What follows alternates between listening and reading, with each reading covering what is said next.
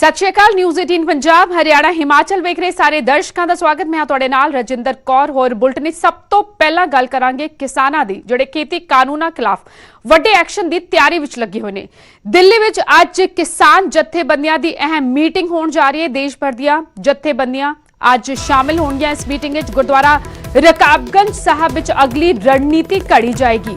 देशव्यापी अंदोलन की रणनीति तय होएगी। 5 नवंबर ਨੂੰ भारत बंद का दरअसल सद्दा दिता गया है किसान जथेबंदियां वालों अते अज उसके लिए मीटिंग हो रही है अते रणनीति घड़ी जा रही है। गुरुद्वारा रकाबगंज साहब दिल्ली विखे अज देश भर के किसान जथेबंदियां के नुमाइंदे जुट रहे ने अते देशव्यापी अंदोलन की रणनीति घड़न की तैयारी हो रही है।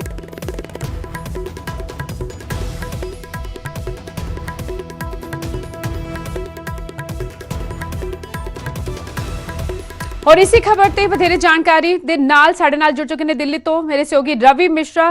रवि, देश भर से कितने किसान संगठनों के लोग आज पहुंच रहे हैं गुरुद्वारा रकाबगंज साहब, क्योंकि उसके बाद पहले रणनीति तैयार की जाएगी और उसके बाद 4 बजे बताया जा रहा है प्रेस कॉन्फ्रेंस करेंगे ये किसान।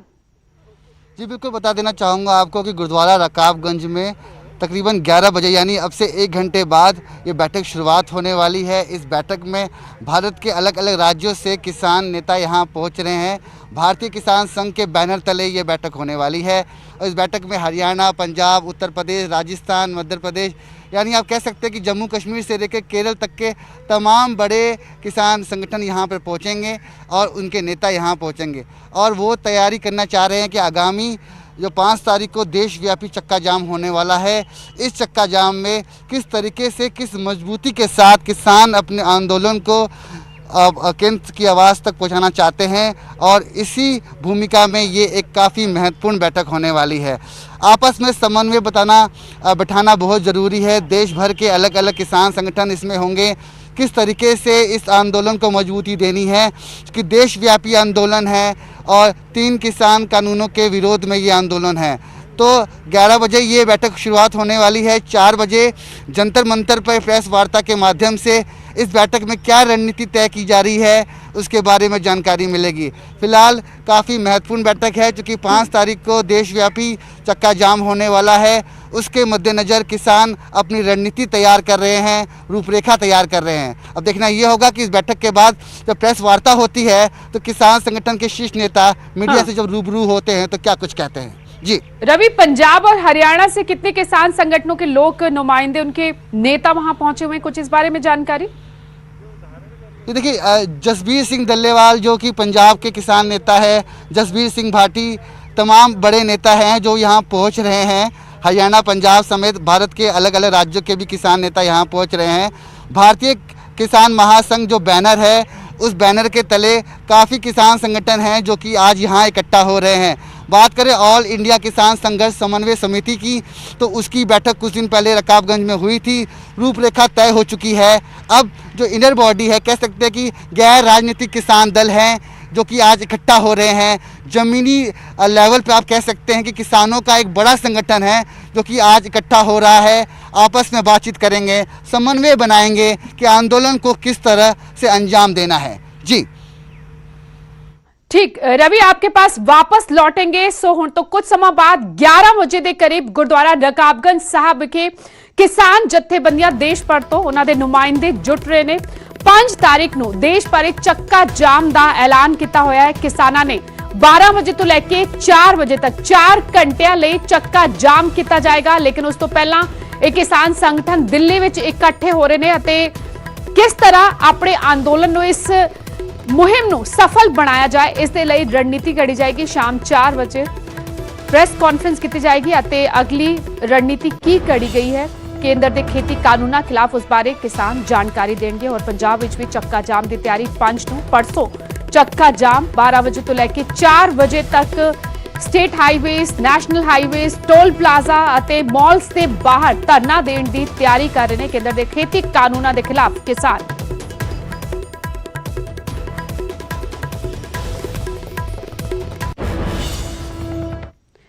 ਹੁਣ ਗੱਲ ਹਰਿਆਣਾ ਦੇ ਬਰੌਦਾ ਜ਼ਿਮਨੀ ਚੋਣ ਦੀ, ਜਿੱਥੇ VOTING ਚੱਲ ਰਹੀ ਹੈ। VOTING ਲਈ 280 ਬੂਥ ਬਣਾਏ ਗਏ ਨੇ। ਕੋਰੋਨਾ ਕਾਲਜ ਬੂਥਾਂ ਤੇ ਖਾਸ ਇੰਤਜ਼ਾਮ ਕੀਤੇ ਗਏ ਨੇ। ਬੂਥ ਨੰਬਰ 151 ਮਹਿਲਾ ਮਤਦਾਨ ਕੇਂਦਰ ਬਣਾਇਆ ਗਿਆ। 5 ਬੂਥਾਂ ਨੂੰ ਆਦਰਸ਼ VOTING ਸੈਂਟਰ ਬਣਾਇਆ ਗਿਆ। VOTING ਨੂੰ ਲੈ ਕੇ ਸੁਰੱਖਿਆ ਦੇ ਪੁਖਤਾ ਬੰਦੋਬਸਤ ਕੀਤੇ ਗਏ ਨੇ। ਜ਼ਿਮਨੀ ਚੋਣ 14 ਉਮੀਦਵਾਰ ਆਪਣੀ ਕਿਸਮਤ ਆਜ਼ਮਾ ਰਹੇ ਨੇ।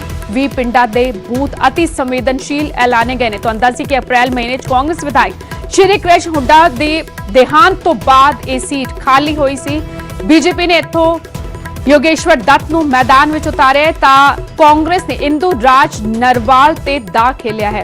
कांग्रेस दा गढ़ रही है सीट अते इत्थे भूपिंदर सिंह हुड्डा दा जिहड़े साबका मुख मंत्री ने हरियाणा दे उन्हां दा दबदबा रहा है अते बीजेपी हाले तक इत्थों खाता नहीं खोल पाई है। लेकिन योगेश्वर दत्त ने पिछली चोणां विच जबरदस्त टक्कर दी सी। कांग्रेस उम्मीदवार उदों दे कांग्रेस उम्मीदवार श्री कृष्ण हुड्डा नूं तकरीबन 5,500 ਦੇ ਕਰੀਬ ਵੋਟਾਂ ਦਾ ਫਰਕ ਰਿਹਾ ਸੀ ਅਤੇ 37,000 ਤੋਂ ਵੱਧ ਵੋਟਾਂ ਹਾਸਲ ਕਰਨ ਵਿੱਚ ਕਾਮਯਾਬ ਰਹੇ ਸਨ ਯੋਗੇਸ਼ਵਰ ਦੱਤ ਅਤੇ ਇੱਕ ਵਾਰ ਫਿਰ ਯੋਗੇਸ਼ਵਰ ਦੱਤ ਤੇ ਦਾ ਖੇਲਿਆ ਹੈ बीजेपी ने।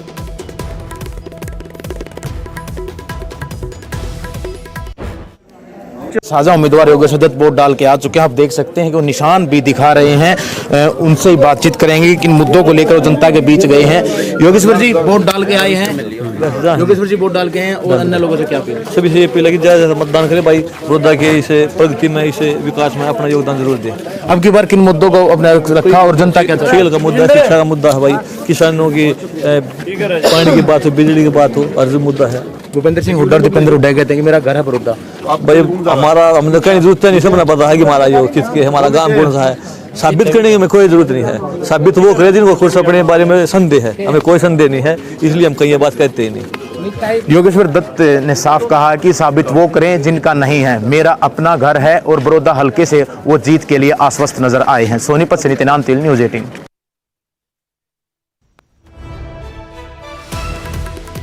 सो जिद्दा दावा किया बीजेपी उम्मीदवार योगेश्वर दत्त ने पिछली बार पहली बार उन्होंने दा खेलिया सी बीजेपी ने 37,000 तो ਵੱਧ वोटा हासिल करने ਵਿੱਚ कामयाब रहे सन। श्री कृष्ण हुड्डा ਜਿਹੜੇ कि कांग्रेस के उम्मीदवार सन 2019 ਚੋਣਾਂ ਵਿੱਚ ਉਹਨਾਂ ਦੇ ਦੇਹਾਂਤ ਤੋਂ ਬਾਅਦ ਇਹ ਸੀਟ ਖਾਲੀ ਹੋਈ ਹੈ। 42,000 ਤੋਂ ਵੱਧ ਵੋਟਾਂ ਦੇ ਨਾਲ ਉਹ ਜਿੱਤੇ ਸਨ। 3 ਵਾਰ ਲਗਾਤਾਰ ਇੱਥੋਂ ਵਿਧਾਇਕ ਰਹੇ ਸਨ। ਅਪ੍ਰੈਲ ਮਹੀਨੇ 'ਚ ਉਹਨਾਂ ਦਾ ਦੇਹਾਂਤ ਹੋਇਆ, ਜਿਸ ਤੋਂ ਬਾਅਦ ਹੁਣ ਬਰੌਦਾ ਸੀਟ ਲਈ ਜ਼ਿਮਨੀ ਚੋਣ ਲਈ ਅੱਜ VOTING ਹੋ ਰਹੀ ਹੈ। 10 ਨਵੰਬਰ ਨੂੰ ਨਤੀਜੇ ਆਣਗੇ। ਲੇਕਿਨ ਕਿਉਂਕਿ बीजेपी ਦੀ ਸਾਖ ਦਾਅ ਤੇ ਲੱਗੀ ਹੋਈ ਹੈ, बीजेपी ਸੱਤਾ ਵਿੱਚ, ਦੂਜੇ ਪਾਸੇ ਕਾਂਗਰਸ ਨੇ ਵੀ ਪੂਰੀ ਤਾਕਤ ਝੋਂਕ ਦਿੱਤੀ ਪ੍ਰਚਾਰ ਵਿੱਚ। ਕਾਂਗਰਸ ਲਈ ਸੀਟ ਬਚਾਉਣ ਦੀ ਕੋਸ਼ਿਸ਼ ਇੰਡੀਅਨ ਨੈਸ਼ਨਲ ਲੋਕ ਦਲ ਨੇ ਵੀ ਪੂਰੀ ਤਾਕਤ ਝੋਕੀ ਇੱਥੇ ਪ੍ਰਚਾਰ ਕਰਨ ਵਿੱਚ। 10 ਨਵੰਬਰ ਨੂੰ ਮੰਗਲਵਾਰ ਨਤੀਜੇ ਆਣਗੇ। ਉਸ ਤੋਂ ਬਾਅਦ ਤਸਵੀਰ ਸਾਫ਼ ਹੋ ਜਾਏਗੀ ਕਿ बरौदा दी जंग कौन जितता है। लेकिन फिलहाल कांग्रेस उम्मीदवार इंदू राज नरवाल और बीजेपी उम्मीदवार योगेश्वर दत्त के विचकार कड़ा मुकाबला।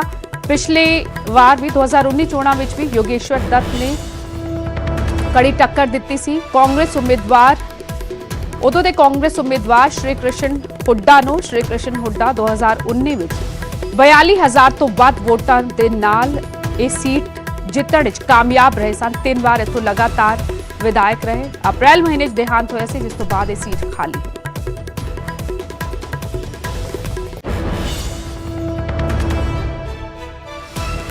और सुनील जिंदल मेरे सहयोगी इस वक्त बड़ौदा तो जुड़ चुके हैं। सुनील, कहां पर इस वक्त आप मौजूद हैं और क्या कुछ तस्वीरें कोरोना काल में, क्या लोग वोटिंग के लिए बाहर निकल रहे हैं बेखौफ होके?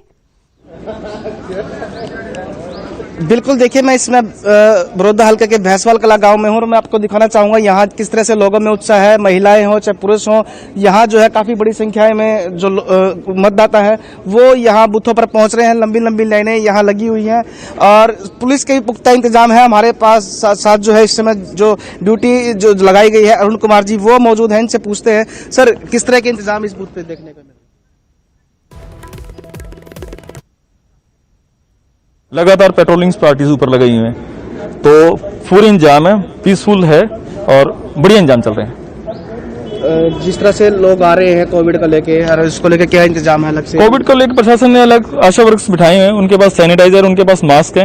हर एक आदमी को बताया जा रहा है अभी अपना मास्क लें और डिस्टेंस पे उनको खड़ा किया जा रहा है। दो भी अपनी वोटिंग डालें और थोड़ा डिस्टेंस रखकर अपना वोट पोल करें। तो जो मतदाता अंदर आ रहे हैं उनको चेक कर रहे हैं? हाँ, उनको चेक किया जा रहा है, प्रॉपर उनको चेक किया जा रहा है। उनको सैनिटाइज, किसी के पास नहीं है सैनिटाइज किया जा रहा है, जिसके पास मास्क नहीं उसको मास्क भी अवेलेबल करवाया जा रहा है। बिल्कुल जी। हमारे साथ देखिए ड्यूटी मजिस्ट्रेट भी यहाँ मौजूद हैं, उनसे पूछते हैं कि किस तरह की जो ड्यूटी लगाई गई है उनको लेके क्या कहना है। जिस तरह ड्यूटी मजिस्ट्रेट आपको यहाँ लगाया गया, किस तरह की हिदायतें हैं, क्या क्या? लॉ एंड ऑर्डर का काम जो है वो बड़ी शांति से चल रहा है। यहाँ कोई किसी को कोई परेशानी नहीं है, कोई भीड़ भाड़ नहीं है, अच्छे आराम से सब वोटिंग। ठीक है, ठीक है, यानी कि पुख्ता इंतजाम सुनील उत्थे कीते गए ने वोटिंग दे लई। शुक्रिया, तुहाडे कोल वापस आवांगे। सो ये तस्वीरां बरौदा तो सीधियां तस्वीरां तुसीं वेखिया, बरौदा जिमनी चोण लई अज वोटिंग हो रही। सवेरे 7 बजे वोटिंग प्रक्रिया जिहड़ी है वो शुरू होई सी और प्रशासन का दावा है कि पुख्ता इंतजाम किए गए ने कोरोना नूं वेखदे होए। हालांकि योगेश्वर दत्त जिहड़े कि बीजेपी उम्मीदवार जदों वोटिंग करन पहुंचे तां खुद बिना मास्क ते नजर आए, उन्हां दे साथी भी बिना मास्क ते नजर आए। लेकिन फिलहाल पुलिस ये दावा कर रही है, प्रशासन वालों दावा किया जा रहा है कि वोटिंग की प्रक्रिया जिहड़ी है पूरी शांतिपूर्ण तरीके दे नाल हो रही है। हालांकि कुछ बूथां नूं अति संवेदनशील भी ऐलानिया गया। एक बूथ नूं महिला मतदान केंद्र जिहड़ा है वो बनाया गया है। पुख्ता इंतजाम किए गए ने कोरोना नूं वेखदे होए। अगे वधिया मुख्यमंत्री कैप्टन अमरिंदर सिंह दी राष्ट्रपति दे नाल मुलाकात ते सस्पेंस बरकरार है। राष्ट्रपति भवन तो मिलन दा समा नहीं मिलिया है। सूत्रों मुताबिक ये जानकारी मिल रही 4 नवंबर दी फिलहाल कोई सवा 4 नवंबर दा नहीं मिलिया है। इस तो पहला समा मंगिया गया सी खेती कानूना खिलाफ। दरअसल कांग्रेस अपने होर जिहड़े बाकी पंजाब दे सियासी दल ने उन्हां दे नाल जाके राष्ट्रपति नाल मुलाकात करना चाहते सन, लेकिन राष्ट्रपति भवन तो हाले तक मिलण दा समा नहीं मिला है। सूत्रों मुताबिक ये जानकारी मिल रही है। 3 दिनों तो दिल्ली बैठे हुए ने कांग्रेसी सांसदां दियां तस्वीरां भी सामने आईयां सन। बैठक की रेल मंत्री, बिजली मंत्री तो भी मिलण दा समा मंगिया गया क्योंकि माल गड्डियां नहीं चल रही, जिस कारण बिजली की किल्लत जड़ी है वो सामने खड़ी है। कोयला नहीं पहुंच रहा, खाद नहीं पहुंच रही, किसानों को भी दिक्कत आने वाली है। और इस दे चलते 7 सांसदां ने बैठक भी की, लेकिन फिलहाल ना मंत्रियों के नाल मिलण दा समा मिल रहा ते ना ही राष्ट्रपति के नाल मिलण दा हाले तक समा मिलिया है। मुख्यमंत्री कैप्टन अमरिंदर सिंह ने सद्दा दिता सी कि सारी सियासी पार्टियां बीजेपी नूं छड्ड के जाहिर तौर पर सारी सियासी पार्टियां दे नुमाइंदे चलन अते राष्ट्रपति नाल मुलाकात की जाए। खेती कानून जिहड़ी केंद्र सरकार लैके आई है, किस तरह किसानां विच गुस्सा है, खेती कानूनां नूं वापस लैण दी रद्द करन दी मंग की जा रही है। ते इसी मंग नूं लैके राष्ट्रपति को मिलण दा समा जिहड़ा है वो मंगिया गया है। लेकिन फिलहाल जड़ी सूत्रों मुताबिक जानकारी मिल रही कि राष्ट्रपति भवन तो हाले तक मिलण दा समा, मुलाकात दा समा नहीं मिलिया। मुख्यमंत्री कैप्टन दी राष्ट्रपति दे नाल मुलाकात ते सस्पेंस बरकरार।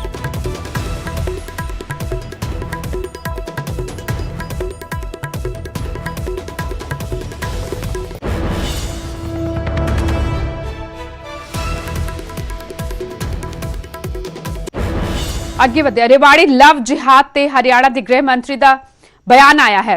अनिल विज ने किया है कि प्यार दे जाल विच फसा के धर्म परिवर्तन की कोशिश हो रही है। लव जिहाद ते रोक लाना बेहद जरूरी है। अनिल विज ने किया SIT बना के मामले की जांच की जा रही है, थां छापेमारी कर रही है रेवाड़ी पुलिस। अनिल विज ने यह बयान दिता। रेवाड़ी विखे शरेआम नीतिका तोमर नाम की लड़की नूं गोली मार दी गई सी, मौत हो चुकी है। उस तो बाद लगातार नीतिका दे लई इंसाफ की गुहार लाई जा रही है।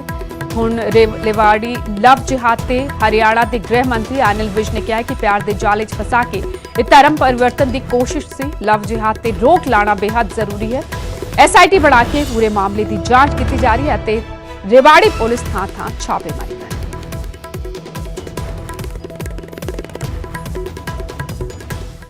FIR दर्ज कर ली गई है और कई लोकेशंस पर मैं डिस्क्लोज नहीं कर सकता। पुलिस उनको पकड़ने के लिए गई हुई है और टीमें बनाई गई हैं और SIT बना के इसकी जांच कर रहे हैं। जिस तरीके से लगातार जो है मामले ये सामने आ रहे हैं, दूसरा मामला ये सामने आ गया, ठोस कार्रवाई जो है वो कुछ ना कुछ होनी चाहिए। देखिए, ये जो प्यार के जाल में फंसाकर धर्म परिवर्तन करने के प्रयास चल रहे हैं, इन पर रोक लगाना बहुत ज़रूरी है। और रोक लगाने के लिए इसको जो लव जिहाद का नाम दिया जाता है, उसके लिए हम कानून बनाने पर बड़ी गंभीरता से विचार कर रहे हैं और कंसल्ट भी कर रहे हैं और इसको रोक लगाना बहुत जरूरी है।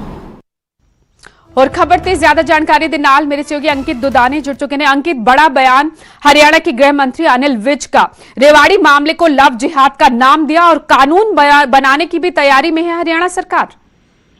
बिल्कुल बिल्कुल राजेंद्र, इसमें कोई दो राय नहीं है, क्योंकि जब से ये जो निकिता हत्याकांड का मामला सामने आया है उसके बाद से वो एंगल जो है वो लव जिहाद का एंगल बन गया है। और परिवार ने भी, जो निकिता के परिजन है, उन्होंने भी कहा कि लव जिहाद में फंसाकर और बेटी की हत्या की गई है। तो उसके बाद से लगातार हरियाणा सरकार जो है वो पूरी तरह से सतर्क है और उसके लिए कानून बनाने की बात गृह मंत्री अनिल विज की ओर से कही गई है। और ऐसा ही मामला रेवाड़ी के अंदर भी सामने आया। हालांकि रेवाड़ी के अंदर जो मामला सामने आया उसकी गृह मंत्री ने हाँ तो नहीं भरी कि वो लव जिहाद का मामला है, लेकिन जांच करवाने की बात जरूर कही गई है। और साथ ही साथ ये बड़ी बात कही गई है कि लव जिहाद के नाम पर, प्यार के नाम पर धर्म परिवर्तन का जो गोरख धंधा चल रहा है, और अगर ऐसा कोई सामने आता है तो उनके खिलाफ सख्त कार्रवाई की जाएगी और किसी को भी ये कानून जो है वो हाथ में नहीं लेने दिया जाएगा। तो कहीं ना कहीं अब हरियाणा सरकार जो है वो पूरी तरह से सख्ती दिखा रही है। और साथ ही साथ उन्होंने ये भी कहा है कि उत्तर प्रदेश सरकार जो कि कानून बनाने जा रही है उनसे भी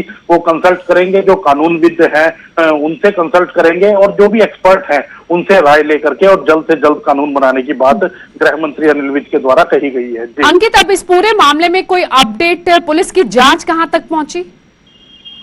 बिल्कुल, पुलिस ने की जो एसआईटी बना दी गई थी और एसआईटी लगातार अपना काम कर रही है। और ये बात भी गृह मंत्री अनिल विज की तरफ से लगातार कही गई है कि जो एसआईटी है वो जल्द से जल्द अपनी रिपोर्ट सौंपेगी और उसके बाद जो दोषी हैं उनको सजा मिलेगी। तो अभी एसआईटी तुरंत गठित कर दी गई थी और एसआईटी ने जैसे कि मृतका के परिजन जो थे उनकी बयान ले लिए हैं और जो आरोपी थे वो गिरफ्तार हो चुके हैं और अब आगे चल रही है कार्रवाई। तो उसमें पूरी तरह से जांच, स्पेशल जो इन्वेस्टिगेशन टीम है वो कर रही है और अब पूरी जांच के अंदर निकल करके क्या आता है, फिर लगातार ये मांग हो रही थी कि फास्ट ट्रैक कोर्ट के अंदर ये मामला चलाया जाए और उसके बाद जल्द से जल्द सजा दी जाए। तो उसी तरफ सरकार आगे बढ़ती हुई दिख रही है। शुक्रिया अंकित तमाम जानकारी के लिए। सो पहला नितिका तोमर ਦਾ ਕਤਲ ਹੋਇਆ, ਉਸ ਤੋਂ ਬਾਅਦ ਇੱਕ ਹੋਰ 16 ਸਾਲਾ ਲੜਕੀ ਦੇ ਪਰਿਵਾਰ ਦਾ ਇਲਜ਼ਾਮ ਹੈ ਕਿ ਲੜਕੀ ਨੂੰ ਵਰਗਲਾ ਕੇ ਇੱਕ ਸ਼ਖਸ ਲੈ ਗਿਆ ਹੈ ਅਤੇ ਧਰਮ ਪਰਿਵਰਤਨ ਦੀ ਕੋਸ਼ਿਸ਼ ਹੈ। ਲਵ ਜਿਹਾਦ ਦਾ ਨਾਂ ਦਿੰਦੇ ਨਜ਼ਰ ਆਏ ਹਰਿਆਣਾ ਸਰਕਾਰ ਦੇ ਮੰਤਰੀ, ਗ੍ਰਹਿ ਮੰਤਰੀ ਅਨਿਲ ਵਿਜ, ਅਤੇ ਉਹਨਾਂ ਨੇ ਕਿਹਾ ਕਿ ਕਾਨੂੰਨ ਬਣਾਉਣ ਦੀ ਤੇ ਵਿਚਾਰ ਹੋ ਰਹੇ, ਕਾਨੂੰਨ ਬਣਾਉਣ ਦੀ ਤਿਆਰੀ ਕਰ ਰਹੀ ਹੈ ਹਰਿਆਣਾ ਸਰਕਾਰ। ਇਸ ਪੂਰੇ ਮਾਮਲੇ 'ਚ ਪਿਆਰ ਦੇ ਜਾਲ ਵਿੱਚ ਫਸਾ ਕੇ ਧਰਮ ਪਰਿਵਰਤਨ ਦੀ ਕੋਸ਼ਿਸ਼ ਚੱਲ ਰਹੀ ਹੈ।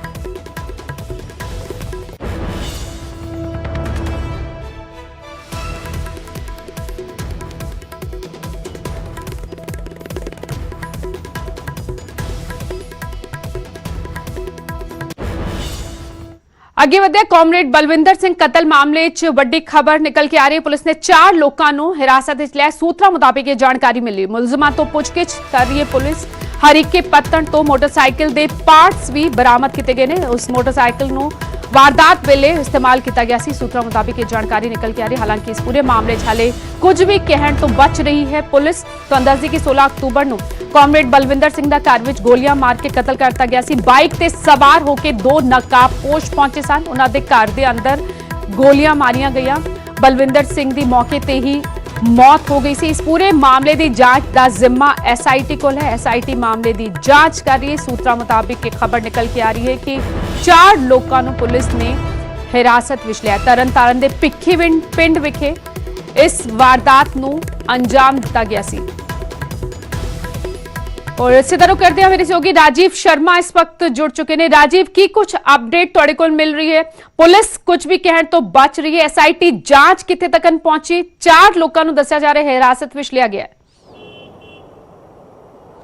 जी जितों तक पुलिस का सवाल है राजिंदर, तो पुलिस के अधिकारी फिलहाल एको गल कह के इस दे बारे कुछ भी कहने तो बच रहे हैं। उन्होंने कहना कि इन्वेस्टिगेशन हाले जारी है, तो इस करके जेकर असीं कोई भी गल मीडिया के विच पहलां तो नशर करते हैं तो साडी जांच जिहड़ी है प्रभावित हो सकती है। पर इस पूरे मामले के विच जिहड़ी एसआईटी बनाई गई सी 18 दिन बाद उन्हां वल्लों जिहड़ी है 4 लोगों को हिरासत दे विच लिया गया और जिहड़े 4 लोग गिरफ्तार किए गए हैं वो वक्-वक् जिहड़े गैंग्स ने उन्हां दे नाल जुड़े हुए दस्से जा रहे हैं कि गैंग ਜਿਹੜਾ ਗੈਂਗਸਟਰ ਇਸ ਦੇ ਵਿੱਚ ਕਨੈਕਸ਼ਨ ਹੈ ਉਹ ਹੁਣ ਸਾਹਮਣੇ ਆਇਆ, ਕਿਉਂਕਿ ਇਸ ਤੋਂ ਪਹਿਲਾਂ ਜੱਗੂ ਭਗਵਾਨਪੁਰੀਆ ਨੂੰ ਵੀ SIT ਵੱਲੋਂ ਜੋ ਹੈ ਉਹ ਪ੍ਰੋਡਕਸ਼ਨ ਵਾਰੰਟ ਤੇ ਲਿਆਂਦਾ ਗਿਆ ਸੀ ਔਰ ਉਸ ਦੇ ਕੋਲੋਂ ਜਿਹੜੀ ਪੁੱਛਗਿੱਛ ਕੀਤੀ ਗਈ। ਉਸ ਤੋਂ ਬਾਅਦ 4 ਲੋਕਾਂ ਨੂੰ ਹੋਰ ਗ੍ਰਿਫਤਾਰ ਕੀਤਾ ਗਿਆ। ਇਸ ਤੋਂ ਇਲਾਵਾ ਜਿਹੜੀ ਬਾਈਕ ਜਿਹੜੇ ਉਸ ਵੇਲੇ ਹਮਲਾਵਰ ਸਨ, ਜਿਹੜੀ ਉਹਨਾਂ ਵੱਲੋਂ ਪਲਸਰ ਬਾਈਕ ਯੂਜ਼ ਕੀਤੀ ਗਈ ਸੀ, ਉਹ ਸਭ ਤੋਂ ਪਹਿਲਾਂ ਤਾਂ ਉਹੀ ਇੱਕ ਪੁਲਿਸ ਦੇ ਕੋਲ ਖੜੀ ਸੀ, ਜਿਸ ਤੋਂ ਜੋ ਹੈ ਪੁਲਿਸ ਨੂੰ ਇਹ ਉਮੀਦ ਸੀ ਕਿ ਉਹਨਾਂ ਤੱਕ ਜਿਹੜੇ ਕਾਤਲ ਨੇ ਉਹਨਾਂ ਤੱਕ ਪਹੁੰਚਿਆ ਜਾ ਸਕਦਾ, ਕਿਉਂਕਿ ਜਿਹੜੀ ਬਾਈਕ ਦੀ ਲੋਕੇਸ਼ਨ ਹੈ ਉਹ ਭਿੱਖੀਵਿੰਡ ਤੋਂ ਪਹਿਲਾਂ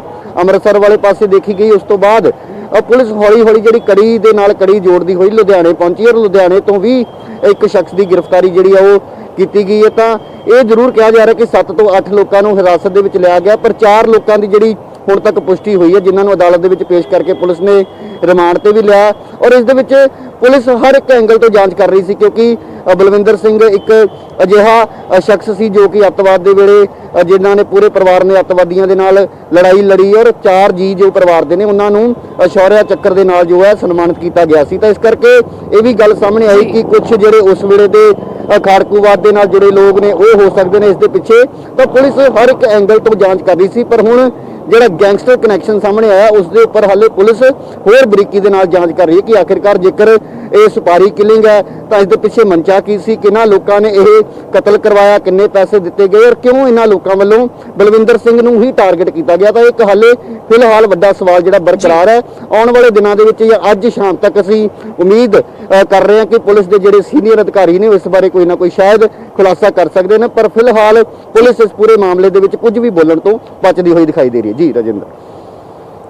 ਠੀਕ, ਸ਼ੁਕਰੀਆ ਰਾਜੀਵ ਤਮਾਮ ਜਾਣਕਾਰੀ ਦੇ ਲਈ। 16 ਅਕਤੂਬਰ ਨੂੰ ਤਰਨਤਾਰਨ ਦੇ ਭਿੱਖੀਵਿੰਡ ਵਿਖੇ ਕਾਮਰੇਡ ਬਲਵਿੰਦਰ ਸਿੰਘ ਦਾ ਕਤਲ ਹੋਇਆ ਸੀ। ਨਕਾਬਪੋਸ਼ 2 ਬਾਈਕ ਸਵਾਰਾਂ ਨੇ ਉਹਨਾਂ ਨੂੰ ਗੋਲੀ ਮਾਰ ਦਿੱਤੀ ਸੀ। ਘਰ ਦੇ ਅੰਦਰ ਵੜ ਕੇ ਕਾਮਰੇਡ ਬਲਵਿੰਦਰ ਸਿੰਘ ਦਾ ਕਤਲ ਕੀਤਾ ਗਿਆ ਸੀ। ਮਾਮਲੇ 'ਚ SIT ਜਾਂਚ ਕਰ ਰਹੀ ਹੈ। 4 ਲੋਕਾਂ ਨੂੰ ਹਿਰਾਸਤ ਵਿੱਚ ਲਿਆ ਗਿਆ। ਸੂਤਰਾਂ ਮੁਤਾਬਿਕ ਉਹਨਾਂ ਤੋਂ ਪੁੱਛਗਿੱਛ ਜਾਰੀ ਹੈ ਅਤੇ ਵਾਰਦਾਤ ਵੇਲੇ ਇਸਤੇਮਾਲ ਹੋਈ ਬਾਈਕ ਵੀ ਪੁਲਿਸ ਨੇ ਬਰਾਮਦ ਕਰ ਲਈ।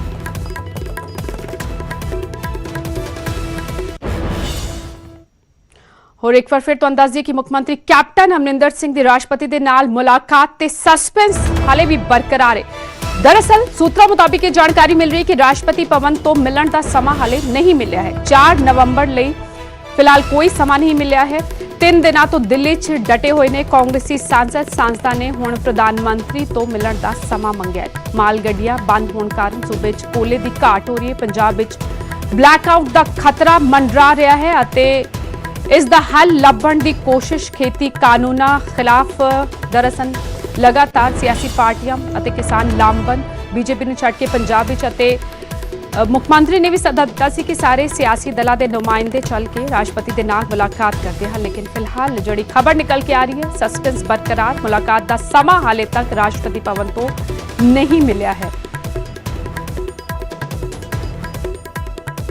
और इस पूरे मामले विच की कुछ अपडेट है। हुण तो कुछ समय पहला कैबिनेट मंत्री तृप्त राजिंदर बाजवा दे नाल पंकज कपाही ने गलबात की कुछ क्या तृप्त राजिंदर बाजवा ने वो तुहानूं सुणवाते हैं। खेती कानूनों ਨੂੰ ਲੈ ਕੇ ਰਾਸ਼ਟਰਪਤੀ ਕੋਲੋਂ ਕੈਪਟਨ ਅਮਰਿੰਦਰ ਸਿੰਘ ਨੇ ਸਮਾਂ ਮੰਗਿਆ ਸੀ, ਲੇਕਿਨ ਅਜੇ ਤੱਕ ਸਮਾਂ ਨਹੀਂ ਮਿਲਿਆ। ਮੇਰੇ ਨਾਲ ਤ੍ਰਿਪਤ ਰਾਜਿੰਦਰ ਬਾਜਵਾ ਨੇ। ਬਾਜਵਾ ਸਾਹਿਬ, ਲਗਾਤਾਰ ਤੁਹਾਡੇ MP ਵੀ ਰੇਲ ਮੰਤਰੀ ਤੋਂ ਸਮਾਂ ਮੰਗ ਰਹੇ ਨੇ, ਪਾਵਰ ਮਿਨਿਸਟਰ ਤੋਂ ਸਮਾਂ ਮੰਗ ਰਹੇ ਨੇ। ਕੈਪਟਨ ਅਮਰਿੰਦਰ ਸਿੰਘ ਨੇ ਕਿਹਾ ਸੀ 4 ਨਵੰਬਰ ਨੂੰ ਰਾਸ਼ਟਰਪਤੀ ਕੋਲ ਜਾਵਾਂਗੇ, ਤਾਂ ਅਜਿਹੇ 'ਚ ਸਮਾਂ ਤਾਂ ਮਿਲਿਆ ਨਹੀਂ। ਪਤਾ ਨਹੀਂ ਜੀ ਕੀ ਐਟੀਟਿਊਡ ਹੈ ਦਿੱਲੀ ਸਰਕਾਰ ਦਾ। ਸ਼ਾਇਦ ਉਹ ਪੰਜਾਬ ਨੂੰ ਜਾਂ ਪੰਜਾਬੀਆਂ ਨੂੰ ਆਪਣਾ ਨਹੀਂ ਮੰਨਦੇ, ਹਿੰਦੁਸਤਾਨ ਦਾ ਹਿੱਸਾ ਸ਼ਾਇਦ ਮੰਨਣੋਂ ਨਾ ਕਰਦੇ ਫਿਰਦੇ ਨੇ। ਬੜਾ ਰੌਂਗ ਐਟੀਟਿਊਡ ਹੈ। ਗੱਲਬਾਤ ਤਾਂ ਪਾਕਿਸਤਾਨ ਨੂੰ ਵੀ ਕਰਨ ਨੂੰ ਤਿਆਰ ਹੁੰਦੇ ਨੇ ਤੇ ਪੰਜਾਬੀਆਂ ਨਾਲ ਕਿਉਂ ਨਹੀਂ, ਪੰਜਾਬ ਦੇ ਚੀਫ ਮਿਨਿਸਟਰ ਨਾਲ ਕਿਉਂ ਨਹੀਂ, ਪੰਜਾਬ ਦੇ MPਆਂ ਨਾਲ ਕਿਉਂ ਨਹੀਂ? ਕੀ ਸ਼ੋਅ ਕਰਨਾ ਚਾਹੁੰਦੇ ਨੇ, ਕੀ ਸੁਣਾ ਦੇਣਾ ਚਾਹੁੰਦੇ ਨੇ? ਪਤਾ ਨਹੀਂ ਕੀ ਉਹਨਾਂ ਦੇ ਮਨ 'ਚ ਹੈ, ਪਰ ਬਦਕਿਸਮਤੀ ਆ ਸਾਡੀ ਵੀ, ਮੁਲਕ ਦੀ ਵੀ ਤੇ ਸਾਰਿਆਂ ਦੀ।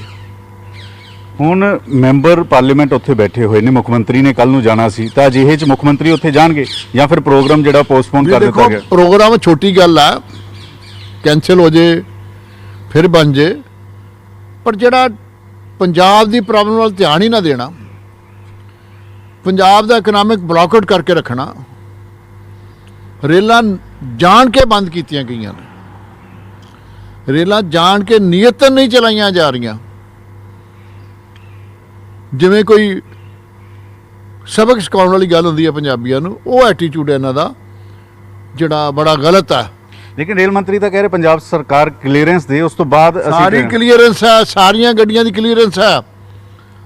ਸਿਰਫ ਜੋ ਬੈਠੇ ਨੇ ਪੁਰਾਣਾ ਜਿਹੜਾ ਪ੍ਰਾਈਵੇਟ ਲਾਈਨ ਹੈ ਉੱਤੇ ਬੈਠੇ ਨੇ। ਦਿੱਲੀ ਪਠਾਨਕੋਟ ਜੰਮੂ ਕਲੀਅਰ ਹੈ, ਦਿੱਲੀ ਫਿਰੋਜ਼ਪੁਰ ਕਲੀਅਰ ਹੈ, ਦਿੱਲੀ ਬਠਿੰਡਾ ਕਲੀਅਰ ਹੈ, ਦਿੱਲੀ ਅੰਮ੍ਰਿਤਸਰ ਕਲੀਅਰ ਹੈ। ਮਾਲ ਗੱਡੀਆਂ ਤਾਂ ਅੱਗੇ ਹੀ ਹੋਇਆ, ਤਰਨਤਾਰਨ ਖਡੂਰ ਸਾਹਿਬ ਜਾਂਦੀਆਂ ਸਨ। ਸੋਚ ਸਮਝ ਕੇ ਕਿਸੇ ਖਾਸ ਨੀਤੀ ਥੱਲੇ ਗੱਡੀਆਂ ਨਹੀਂ ਚਲਾ ਰਹੇ। ਉਹ ਪੰਜਾਬ ਦੀ ਇਕਾਨਮੀ ਨੂੰ ਰੂਇਨ ਕਰਨਾ ਚਾਹੁੰਦੇ ਨੇ, ਪੰਜਾਬ ਦੀ ਇੰਡਸਟਰੀ ਨੂੰ ਰੂਇਨ ਕਰਨਾ ਚਾਹੁੰਦੇ ਨੇ।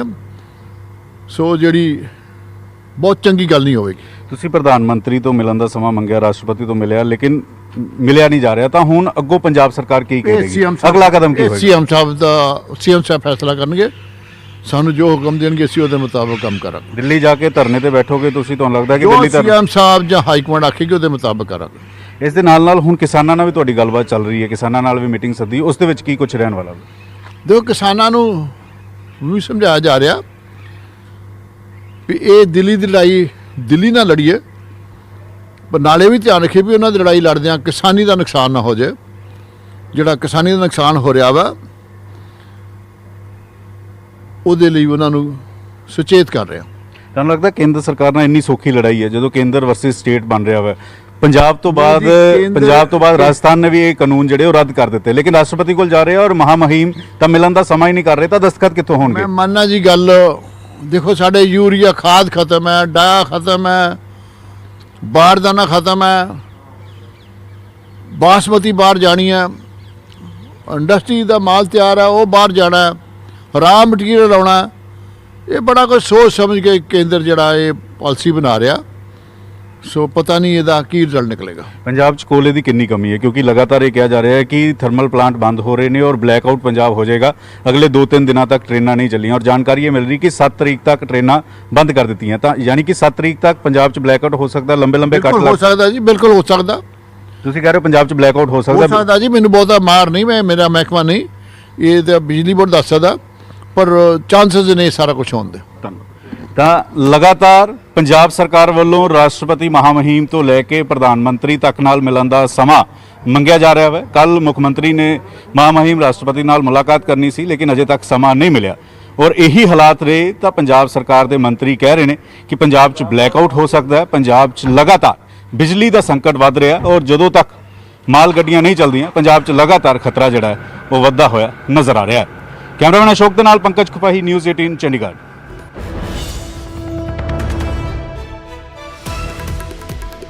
ਕੈਬਨਿਟ ਮੰਤਰੀ ਤ੍ਰਿਪਤ ਰਾਜਿੰਦਰ ਬਾਜਵਾ ਨੂੰ ਤੁਸੀਂ ਸੁਣਿਆ, ਉਹਨਾਂ ਨੇ ਸਾਫ਼ ਕਹਿ ਦਿੱਤਾ ਕਿ ਪੰਜਾਬ ਵਿੱਚ ਬਲੈਕਆਊਟ ਦਾ ਖਤਰਾ ਮੰਡਰਾ ਰਿਹਾ ਹੈ। ਕੇਂਦਰ ਵੱਲੋਂ ਮਿਲਣ ਦਾ ਸਮਾਂ ਨਹੀਂ ਦਿੱਤਾ ਜਾ ਰਿਹਾ, ਰਾਸ਼ਟਰਪਤੀ ਵੱਲੋਂ ਮਿਲਣ ਦਾ ਸਮਾਂ ਨਹੀਂ ਦਿੱਤਾ ਜਾ ਰਿਹਾ, ਪ੍ਰਧਾਨ ਮੰਤਰੀ ਦੇ ਨਾਲ ਵੀ ਮੁਲਾਕਾਤ ਦਾ ਸਮਾਂ ਮੰਗਿਆ ਗਿਆ ਹੈ। ਮਾਲ ਗੱਡੀਆਂ ਚੱਲ ਨਹੀਂ ਰਹੀਆਂ ਔਰ ਇਸ ਦੇ ਪਿੱਛੇ ਕੇਂਦਰ ਦੀ ਸਾਜ਼ਿਸ਼ ਦੱਸਦੇ ਨਜ਼ਰ ਆਏ ਤ੍ਰਿਪਤ ਰਾਜਿੰਦਰ ਬਾਜਵਾ। ਕੇਂਦਰ ਸਰਕਾਰ ਦੀ ਨੀਅਤ ਨਹੀਂ ਹੈ, ਪੰਜਾਬ ਸਰਕਾਰ ਕਲੀਅਰੈਂਸ ਦੇ ਚੁੱਕੀ ਹੈ, ਲੇਕਿਨ ਕੇਂਦਰ ਸਰਕਾਰ ਦੀ ਨੀਅਤ ਨਹੀਂ ਹੈ ਮਾਲ ਗੱਡੀਆਂ ਚਲਾਉਣ ਦੀ, ਇਹ ਕਹਿੰਦੇ ਨਜ਼ਰ ਆਏ ਤ੍ਰਿਪਤ ਰਾਜਿੰਦਰ ਬਾਜਵਾ। ਇਲਜ਼ਾਮ ਲਾਏ ਕਿ ਕੇਂਦਰ ਸਰਕਾਰ ਪੰਜਾਬ ਦੀ ਇਕਨੋਮੀ ਨੂੰ, ਪੰਜਾਬ ਦੀ ਅਰਥ ਵਿਵਸਥਾ ਨੂੰ ਬਰਬਾਦ ਕਰਨਾ ਚਾਹੁੰਦੀ ਹੈ। ਜਾਣਬੁੱਝ ਕੇ ਇਹ ਕੋਸ਼ਿਸ਼ਾਂ ਕੀਤੀਆਂ ਜਾ ਰਹੀਆਂ ਨੇ। ਪੰਜਾਬ ਵਿੱਚ ਕੱਚਾ ਮਾਲ ਨਹੀਂ ਆ ਰਿਹਾ ਅਤੇ ਉਦਯੋਗਾਂ ਦਾ ਜਿਹੜਾ ਸਮਾਨ ਪਿਆ ਹੋਇਆ ਹੈ ਉਹ ਇੰਪੋਰਟ ਨਹੀਂ, ਐਕਸਪੋਰਟ ਨਹੀਂ ਹੋ ਪਾ ਰਿਹਾ, ਇੰਪੋਰਟ ਵੀ ਨਹੀਂ ਹੋ ਪਾ ਰਿਹਾ ਔਰ ਐਕਸਪੋਰਟ ਵੀ ਨਹੀਂ ਹੋ ਪਾ ਰਿਹਾ। ਸਮਾਨ ਜਿਹੜਾ ਤਿਆਰ ਪਿਆ ਹੈ, ਸੋ ਇਸ ਦਾ ਵੱਡਾ ਅਸਰ ਜਿਹੜਾ ਹੈ ਪੰਜਾਬ ਦੀ ਇਕਨੋਮੀ ਤੇ ਪੈ ਰਿਹਾ ਹੈ ਔਰ ਕੇਂਦਰ ਸਰਕਾਰ ਜਾਣਬੁੱਝ ਕੇ ਇਹ ਕਰ ਰਹੀ ਹੈ। ਪੰਜਾਬ ਸਰਕਾਰ ਮਾਲ ਗੱਡੀਆਂ ਚਲਾਉਣ ਲਈ ਕਲੀਅਰੈਂਸ ਦੇ ਚੁੱਕੀ ਹੈ, ਲੇਕਿਨ ਕੇਂਦਰ ਸਰਕਾਰ ਨਹੀਂ ਚਲਾ ਰਹੀ। ਇਹ ਇਲਜ਼ਾਮ ਲਾਏ ਤ੍ਰਿਪਤ ਰਾਜਿੰਦਰ ਬਾਜਵਾ ਨੇ। ਰਾਸ਼ਟਰਪਤੀ ਤੋਂ ਕੱਲ 4 ਨਵੰਬਰ ਨੂੰ ਮੁਲਾਕਾਤ ਦਾ ਸਮਾਂ ਮੰਗਿਆ ਗਿਆ ਸੀ, ਪਰ ਸੂਤਰਾਂ ਮੁਤਾਬਿਕ ਹਾਲੇ ਤੱਕ ਰਾਸ਼ਟਰਪਤੀ ਭਵਨ ਤੋਂ ਮੁਲਾਕਾਤ ਦਾ ਸਮਾਂ ਨਹੀਂ ਮਿਲਿਆ ਹੈ। ਸੋ ਅੱਗੇ ਦੀ ਰਣਨੀਤੀ ਹੁਣ ਕੀ ਹੋਏਗੀ? ਮੁੱਖ ਮੰਤਰੀ ਵੱਲੋਂ ਮਿਲਣ ਦਾ ਸਮਾਂ ਮੰਗਿਆ ਗਿਆ ਸੀ। ਕਾਂਗਰਸ ਦੇ 7 ਸਾਂਸਦ ਦਿੱਲੀ ਵਿੱਚ ਡਟੇ ਹੋਏ ਨੇ ਔਰ ਉਹਨਾਂ ਨੇ ਵੀ ਮੁਲਾਕਾਤ ਦਾ ਸਮਾਂ ਮੰਗਿਆ ਸੀ ਕੇਂਦਰੀ ਵਿੱਤ ਮੰਤਰੀ ਤੋਂ, ਬਿਜਲੀ ਮੰਤਰੀ ਤੋਂ, ਰੇਲ ਮੰਤਰੀ ਤੋਂ, ਲੇਕਿਨ ਉਹਨਾਂ ਨੂੰ ਵੀ ਇਹ ਸਮਾਂ ਜਿਹੜਾ ਹੈ ਨਹੀਂ ਮਿਲਿਆ, ਮੁਲਾਕਾਤ ਦਾ ਸਮਾਂ ਨਹੀਂ ਮਿਲਿਆ ਹੈ।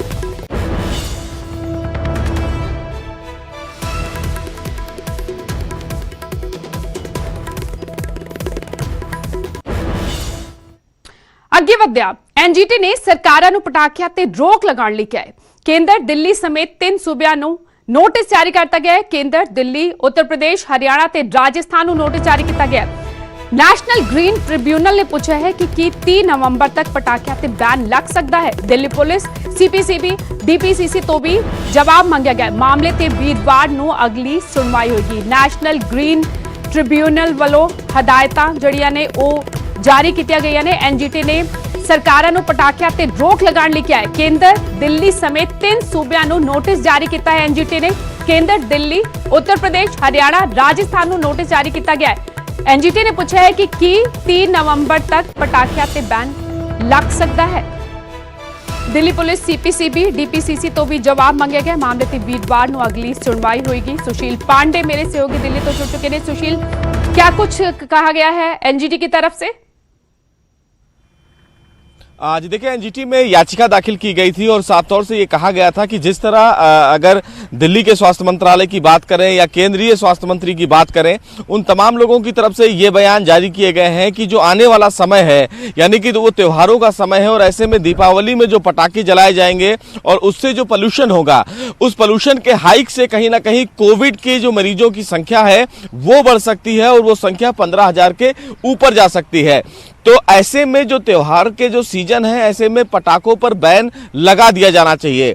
एनजीटी ने इस पूरे मामले में डीपीसीसी, सीपीसीबी, साथ ही साथ हरियाणा सरकार, उत्तर प्रदेश सरकार, राजस्थान सरकार, इन तमाम राज्य सरकारों को नोटिस जारी किया है और उनसे ये पूछा है कि क्या त्योहारों के सीजन में इस प्रकार के पटाखों पर बैन लगाया जा सकता है या नहीं। इस पर फिलहाल 5 तारीख तक, यानी कि 5 नवंबर तक रिस्पॉन्स फाइल करना है सभी स्टेट गवर्नमेंट्स को और ये बताना है कि क्या पोल्यूशन को कम करने के लिए पटाखों पर बैन लगाया जा सकता है या फिर नहीं।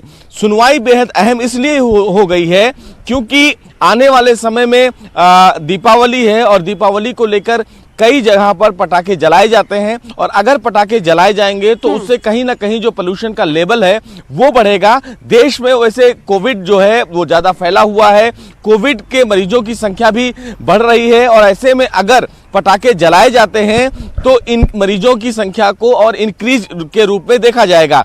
इसीलिए स्वास्थ्य मंत्रालय, जो केंद्रीय स्वास्थ्य मंत्रालय है, उनकी तरफ से भी एडवाइजरी जारी की गई है और ये कहा गया है कि त्योहारों में भी लोग अपने घरों से जरूरी हो तभी निकलें, जो बाजार हैं वहां पर भीड़ भाड़ ना हो, एसओपी का पूरा पालन करें, सोशल डिस्टेंसिंग का पालन करें। लेकिन जिस तरह देश भर में अब कोविड मरीजों की संख्या बढ़ रही है, उसके लिए सरकार भी चिंतित है और इसीलिए न्यायालय भी, यानी कि एनजीटी भी चिंतित है और उन्होंने राज्य सरकारों से ये पूछा है कि क्यों ना दीपावली में पटाखों पर बैन लगा दिया जाए। जी ठीक, शुक्रिया सुशील तमाम जानकारी के लिए।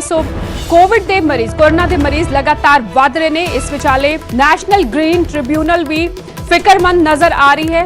नेशनल ग्रीन ट्रिब्यूनल ने केंद्र समेत दिल्ली, उत्तर प्रदेश, राजस्थान, हरियाणा ਅਤੇ ਉੱਤਰ ਪ੍ਰਦੇਸ਼ ਨੂੰ ਵੀ ਇਹ ਪੁੱਛਿਆ ਹੈ ਕਿ ਕਿਉਂ ਨਾ 30 ਨਵੰਬਰ ਤੱਕ ਪਟਾਖਿਆਂ ਤੇ ਰੋਕ ਲਾ ਦਿੱਤੀ ਜਾਏ ਕਿਉਂਕਿ ਪਟਾਖਿਆਂ ਦੇ ਨਾਲ ਪ੍ਰਦੂਸ਼ਣ ਹੋਰ ਵਧੇਗਾ ਅਤੇ ਕੋਰੋਨਾ ਦੇ ਮਰੀਜ਼ਾਂ ਦੇ ਲਈ ਵੱਧਦਾ ਪ੍ਰਦੂਸ਼ਣ ਖਤਰਨਾਕ ਸਾਬਿਤ ਹੋ ਸਕਦਾ ਹੈ। ਗੱਡੀਆਂ ਦੀ ਰਜਿਸਟ੍ਰੇਸ਼ਨ ਹੁਣ ਮਹਿੰਗੀ ਹੋਣ ਜਾ ਰਹੀ ਹੈ। ਰਾਜਪਾਲ ਦੀ ਮਨਜ਼ੂਰੀ ਤੋਂ ਬਾਅਦ ਨੋਟੀਫਿਕੇਸ਼ਨ ਇਸ ਬਾਬਤ ਜਾਰੀ ਹੋ ਚੁੱਕਿਆ ਹੈ। ਗੱਡੀ ਦੀ ਕੀਮਤ ਦੀ 6 ਤੋਂ 15% तक रजिस्ट्रेशन फीस हुण वसूली जाएगी। हिमाचल प्रदेश गड्डियां दी रजिस्ट्रेशन महंगी हो चुकी है। पहला 3 ਤੋਂ 8% रजिस्ट्रेशन फीस वसूली जाती सी। निर्माण दौरान इस्तेमाल मशीनां दा 15 साल ਲਈ भी परमिट जिहड़ा है वो जारी किया जाए।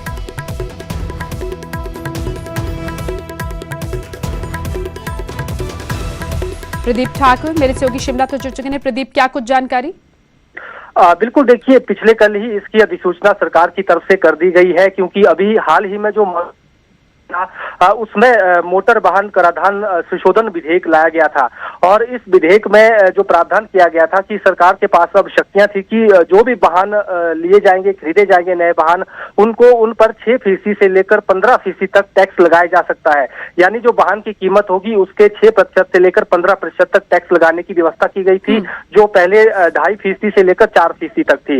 और जो ताजा अधिसूचना हुई है उसके तहत अब जो 50,000 तक के मोटरसाइकिल होंगे उन पर 60% जो टैक्स है, वो पंजीकरण शुल्क है, वो लगेगा। और जो 2 लाख तक के मोटरसाइकिल होंगे उन पर 8% का टैक्स लग जाना है, जो नई अधिसूचना है। और अगर 2 लाख से ऊपर का कोई मोटरसाइकिल है तो उस पर 10% का पंजीकरण शुल्क चुकाना होगा। इसी तरह से जो 15 लाख तक की कार है उस पर 8% का टैक्स चुकाना होगा। और इससे महंगी अगर कोई कार या वाहन खरीदता है तो उसको 10% जो है वाहन की कीमत का 10% पंजीकरण शुल्क के तौर पर चुकाना होगा। तो ये ताजा अधिसूचना हुई है। हालांकि मानसून सत्र के दौरान इसको लेकर चर्चा भी रही कि आखिर कोरोना काल में इतनी जब ऐसी महंगाई बढ़ रही है और उसमें सरकार टैक्स लगाई जा रही है, और जो नए वाहन खरीदेगा तो वो कैसे नए वाहन खरीद पाएगा, क्योंकि महंगे हो जाएंगे वाहन। लेकिन सरकार की तरफ से तर्क दिया गया था कि जो पड़ोसी राज्य है जैसे पंजाब, हरियाणा या दिल्ली है, वहां पर भी जो पंजीकरण शुल्क है वो बहुत ज्यादा है। लेकिन हिमाचल में पंजीकरण शुल्क क्योंकि कम था, इसलिए बहुत सारे लोग ऐसे देखे गए थे कि वो हिमाचल में वाहनों का पंजीकरण करवा रहे थे और इससे राजस्व को भी नुकसान हो रहा था। इसी वजह से इस संशोधन विधेयक को पारित किया गया था और अब इसकी अधिसूचना भी राज्यपाल से संस्तुति मिलने के बाद हो गई है। ठीक, शुक्रिया प्रदीप तमाम जानकारी के लिए। सो हिमाचल प्रदेश चुन गड्डियां खरीदना महंगा होने जा रहा है। हिमाचल प्रदेश रजिस्ट्रेशन फीस गड्डियां दी जड़ी है वो 6 तो 15% तक वधाई जा रही है और इस बाबत नोटिफिकेशन जारी हो चुकी है। ਅੱਗੇ ਵਧਿਆ ਕਥਿਤ ਸਕਾਲਰਸ਼ਿਪ ਘੁਟਾਲੇ ਨੂੰ ਲੈ ਕੇ ਅਕਾਲੀ ਦਲ ਦੇ ਪ੍ਰਦਰਸ਼ਨ ਜਾਰੀ ਨੇ। ਨਾਭਾ ਸੁਖਬੀਰ ਬਾਦਲ ਦੀ ਅਗਵਾਈ ਹੇਠ ਕੱਲ ਪ੍ਰਦਰਸ਼ਨ ਹੋਏ। ਇਸ ਦੌਰਾਨ ਸੁਖਬੀਰ ਬਾਦਲ ਨੇ ਸਰਕਾਰ ਆਉਣ ਤੇ ਇੱਕ ਪੈਸਾ ਵਸੂਲਣ ਦੀ ਚੇਤਾਵਨੀ ਦਿੱਤੀ ਤਾਂ ਉੱਥੇ ਹੀ ਸਾਧੂ ਸਿੰਘ ਧਰਮਸੋਤ ਨੇ ਵੀ ਅਕਾਲੀ ਦਲ ਤੇ ਜਵਾਬੀ ਹਮਲਾ ਕੀਤਾ।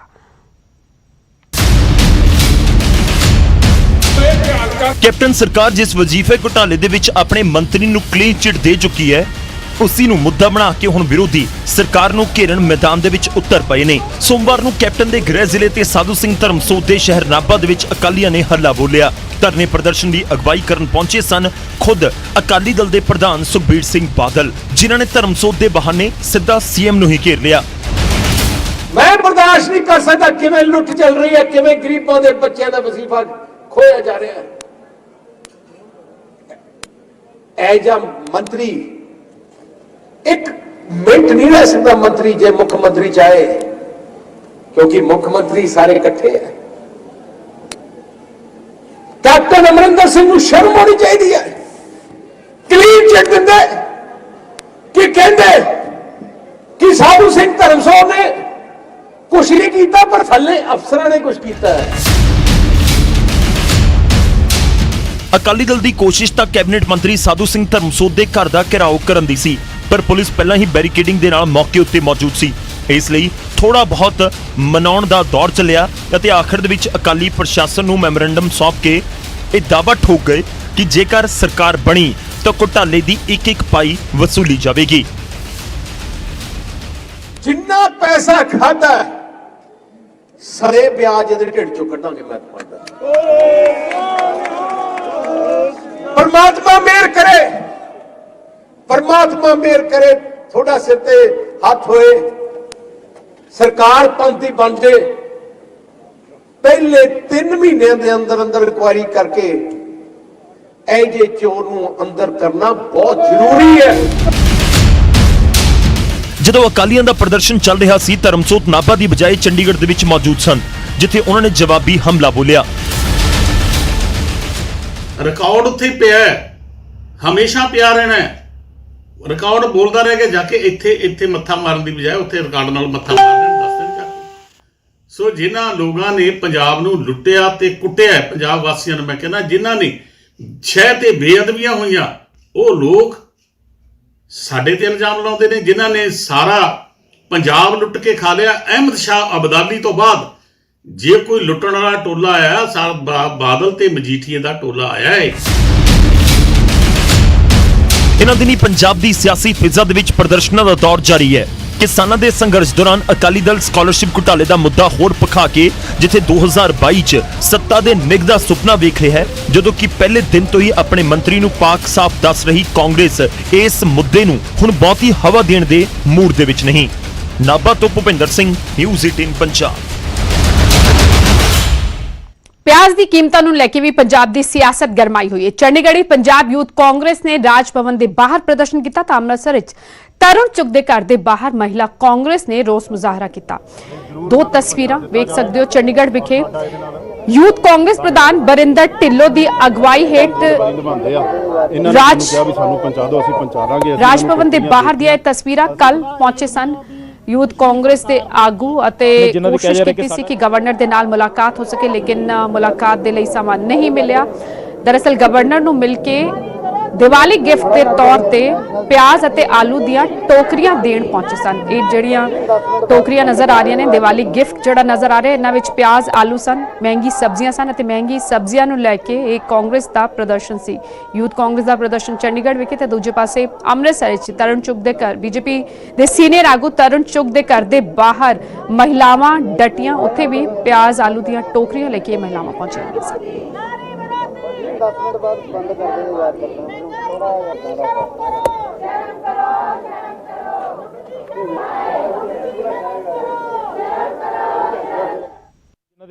ਸਾਡੇ ਨਾਲ ਬਰਿੰਦਰ ਢਿੱਲੋਂ ਜੀ ਵੀ ਨੇ। ਢਿੱਲੋਂ ਜੀ, ਤੁਸੀਂ ਅੱਜ ਇਹ ਗਿਫਟ ਲੈ ਕੇ ਪਹੁੰਚੇ ਹੋ, ਰਾਜਪਾਲ ਸਾਹਿਬ ਨੂੰ ਦੇਣੇ ਜਾਂ ਕੇਂਦਰ ਸਰਕਾਰ ਤੱਕ ਪਹੁੰਚਾਉਣੇ ਆ? ਦੇਖੋ, ਮਕਸਦ ਤਾਂ ਸੈਂਟਰ ਸਰਕਾਰ ਤੱਕ ਪਹੁੰਚਾਉਣ ਦਾ ਵਾ, ਮਕਸਦ ਤਾਂ ਮੋਦੀ ਸਾਹਿਬ ਨੂੰ ਜਗਾਉਣ ਦਾ ਵਾ। ਮੋਦੀ ਸਾਹਿਬ ਜਿਹੜੇ ਤੋਤੇ ਉਡਾ ਰਹੇ ਆ ਜਾਂ ਜਿਹੜੀ ਇਹ ਰਾਜਨੀਤੀ ਕਰ ਰਹੇ ਆ, ਅਸੀਂ ਉਹਨਾਂ ਨੂੰ ਇਹ ਦੱਸਣਾ ਚਾਹੁੰਦੇ ਆ ਵੀ ਇਹ ਰਾਜਨੀਤੀ ਦੀ ਜਿਹੜੇ ਮੁੱਦੇ ਆ ਉਹ ਇਹ ਮੁੱਦਿਆਂ ਤੇ ਰਾਜਨੀਤੀ ਹੋਊਗੀ। ਉਹ ਇਹ ਮੁੱਦਿਆਂ ਤੇ ਜਿਹੜਿਆਂ ਤੇ ਤੁਸੀਂ ਆ ਡਰਾਮੇਬਾਜ਼ੀ ਕਰਕੇ ਵਿਜ਼ੂਅਲਸ ਬਣਾ ਕੇ ਕਦੀ ਸਟੈਚੂ ਆਫ ਯੂਨਿਟੀ ਕਰਕੇ ਉਹਦੇ ਤੇ ਮੁੱਦਿਆਂ ਤੇ ਰਾਜਨੀਤੀ ਨਹੀਂ ਹੋਊਗੀ। ਸੋ ਸਾਡੀ ਕੋਸ਼ਿਸ਼ ਜਿਹੜੀ ਆ ਉਹ ਇਹ ਆ ਵੀ ਇਸ ਤਿਉਹਾਰ ਦੇ ਸੀਜ਼ਨ 'ਚ, ਫੈਸਟਿਵ ਸੀਜ਼ਨ ਦੇ ਵਿੱਚ ਜਦੋਂ ਲੋਕਾਂ ਨੇ ਇੱਕ ਦੂਜੇ ਨੂੰ ਗਿਫਟ ਦੇਣੇ ਹੁੰਦੇ ਆ, ਲੋਕਾਂ ਨੇ ਤਿਉਹਾਰ ਦੇ ਵਿੱਚ ਇੱਕ ਦੂਜੇ ਨੂੰ ਇੱਕ ਦੂਜੇ ਨੂੰ ਵਧਾਈਆਂ ਦੇਣੀਆਂ ਹੁੰਦੀਆਂ। ਪੰਜਾਬ ਦੀ ਤਾਂ ਵੈਸੇ ਕਾਲੀ ਦੀਵਾਲੀ ਆ, ਲੇਕਿਨ ਮਿਡਲ ਕਲਾਸ ਵਰਗ ਜਿਹਦਾ ਕਦੀ ਕੋਈ ਆਵਾਜ਼ ਨਹੀਂ ਪਹੁੰਚ ਸਕਦੀ, ਜਿਹਦੇ ਸ਼ਾਇਦ ਕਦੀ ਧਰਨੇ ਪ੍ਰਦਰਸ਼ਨ ਨਹੀਂ ਕਰਦੇ, ਅੱਜ ਕਾਂਗਰਸ ਪਾਰਟੀ ਜਾਖੜ ਸਾਹਿਬ ਦੇ ਲੀਡਰਸ਼ਿਪ ਦੇ ਅੰਡਰ, ਕੈਪਟਨ ਸਾਹਿਬ ਦੀ ਲੀਡਰਸ਼ਿਪ ਦੇ ਅੰਡਰ ਗਵਰਨਰ ਸਾਹਿਬ ਨੂੰ ਜਗਾਉਣ ਆਏ ਆ ਵੀ ਤੁਸੀਂ ਮੋਦੀ ਸਾਹਿਬ ਤੱਕ ਇਹ ਜਿਹੜਾ ਮੈਸੇਜ ਆ ਇਹ ਪਹੁੰਚਾ ਦਿਓ ਔਰ ਮੋਦੀ ਸਾਹਿਬ ਨੂੰ ਜਗਾਓ ਔਰ ਉਹਨਾਂ ਨੂੰ ਦੱਸੋ ਵੀ ਆਲੂ, ਪਿਆਜ਼, ਟਮਾਟਰ ਜਿਹੜੇ ਬੇਸਿਕ ਰੋਜ਼ ਦੀ ਆਪਾਂ ਰੋਟੀ ਦੇ ਵਿੱਚ, ਆਪਾਂ ਰੋਜ਼ ਦੀ ਆਪਣੇ ਸਬਜ਼ੀਆਂ ਦੇ ਵਿੱਚ, ਦਾਲਾਂ ਦੇ ਵਿੱਚ ਇੱਕ ਬੰਦਾ ਜਿਹੜਾ ਰੋਜ਼ ਖਾਂਦਾ ਵਾ, ਉਹਦੇ ਇਹ ਹਾਲਾਤ ਹੋਣ ਚੁੱਕੇ ਆ ਵੀ ਲੋਕਾਂ ਦੇ ਅੱਜ ਵੱਸਾਂ ਤੋਂ ਬਾਹਰ ਹੋ ਗਈ ਆ, ਉਹਨਾਂ ਦੇ ਖੂਨ ਦੇ ਅਥਰੂ ਉਹਨਾਂ ਦੇ ਜਿਹੜੇ ਨਿਕਲ ਰਹੇ ਆ। ਮੋਦੀ ਸਾਹਿਬ ਨੂੰ ਜਗਾਉਣ ਦਾ ਕੰਮ।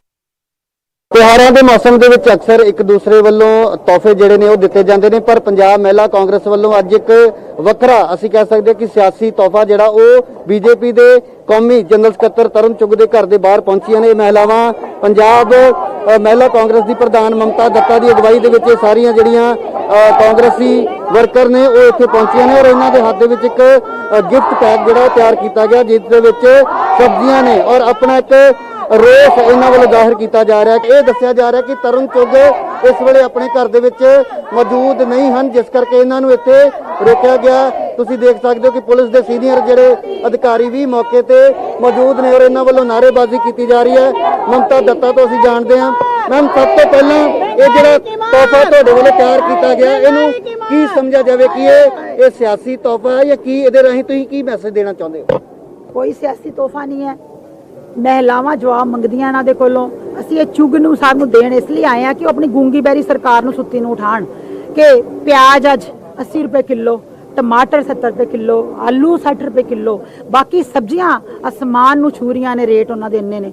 ਇੱਕ ਔਰਤ ਆਪਣਾ ਘਰ ਕਿਸ ਤਰ੍ਹਾਂ ਚਲਾਵੇ, ਮਹਿਲਾਵਾਂ ਆਪਣਾ ਘਰ ਕਿਸ ਤਰ੍ਹਾਂ ਚਲਾਣ, ਅਸੀਂ ਉਹਨਾਂ ਨੂੰ ਸਵਾਲ ਪੁੱਛਣਾ ਚਾਹੁੰਦੇ ਆ। ਚੁੱਗ ਸਾਹਿਬ ਡਰ ਗਏ ਹੋ? ਕੀ ਗੱਲ, ਤੁਸੀਂ ਮਹਿਲਾ ਕਾਂਗਰਸ ਤੋਂ ਡਰ ਗਏ ਹੋ? ਅਸੀਂ ਤੁਹਾਨੂੰ ਦੇਣ ਵਾਸਤੇ ਆਏ ਸੀ, ਤੁਸੀਂ ਇਸ ਲਈ ਘਰ ਹੁੰਦਿਆਂ ਕਹੀ ਜਾਂਦੇ ਹੋ ਮੈਂ ਘਰ ਨਹੀਂ।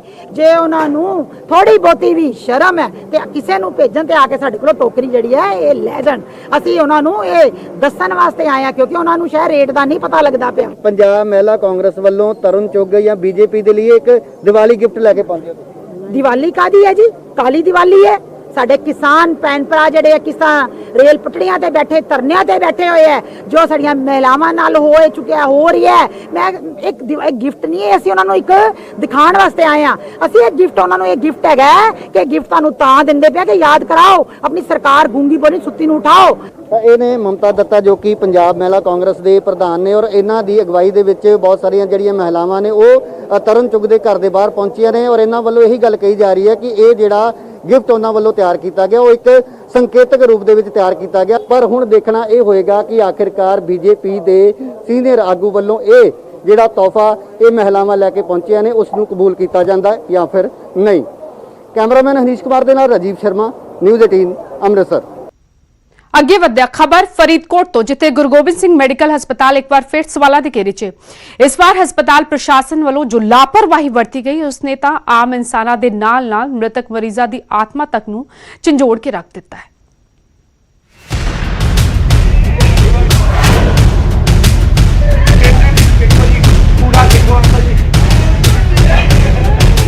ਲਾਸ਼ ਦੀ ਬੇਕਦਰੀ, ਗੰਦਗੀ ਤੇ ਮੈਡੀਕਲ ਕੂੜਾ ਕਰਕਟ ਦੇ ਢੇਰ, ਵਿਰਲਾਪ ਕਰਦੇ ਪਰਿਵਾਰਕ ਮੈਂਬਰ। ਤਸਵੀਰਾਂ ਫਰੀਦਕੋਟ ਦੇ ਗੁਰੂ ਗੋਬਿੰਦ ਸਿੰਘ ਮੈਡੀਕਲ ਹਸਪਤਾਲ ਦੀਆਂ ਨੇ, ਜਿੱਥੇ ਇੱਕ ਲਾਸ਼ ਦੀ ਬੇਕਦਰੀ ਹੋਈ ਹੈ। ਬੇਕਦਰੀ ਵੀ ਇਸ ਹੱਦ ਤੱਕ ਕਿ ਜਿਉਂਦੇ ਜਾਗਦੇ ਇਨਸਾਨਾਂ ਦੇ ਨਾਲ-ਨਾਲ ਮਰੇ ਲੋਕਾਂ ਦੀ ਆਤਮਾ ਵੀ ਤੜਫ ਉੱਠੇ। ਪੂਰਾ ਮਾਮਲਾ ਵੀ ਦੱਸਾਂਗੇ, ਪਰ ਪਹਿਲਾਂ ਤੁਸੀਂ ਹਸਪਤਾਲ ਪ੍ਰਸ਼ਾਸਨ ਦੀ ਇਸ ਲਾਪਰਵਾਹ ਤੇ ਮਰ ਚੁੱਕੀ ਅੰਤਰਾਤਮਾ ਦਾ ਨਜ਼ਾਰਾ ਦੇਖ ਲਓ।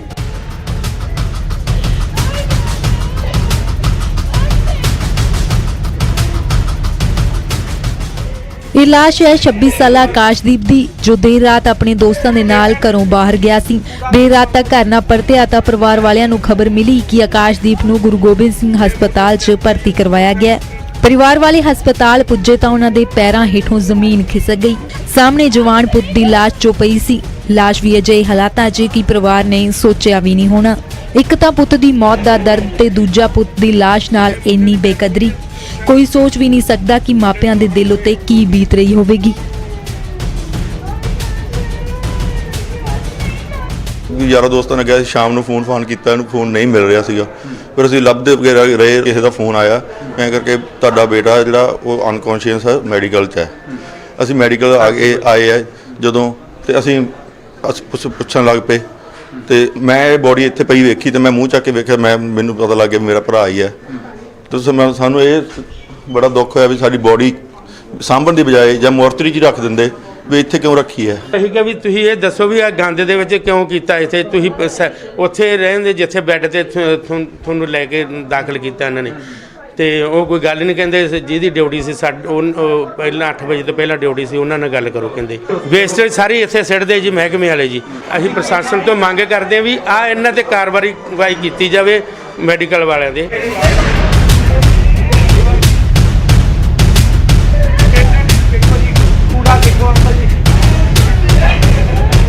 जिस कमरे च आकाशदीप की लाश रखी गई उसनू कूड़े करकट लई वरतिया जांदा है।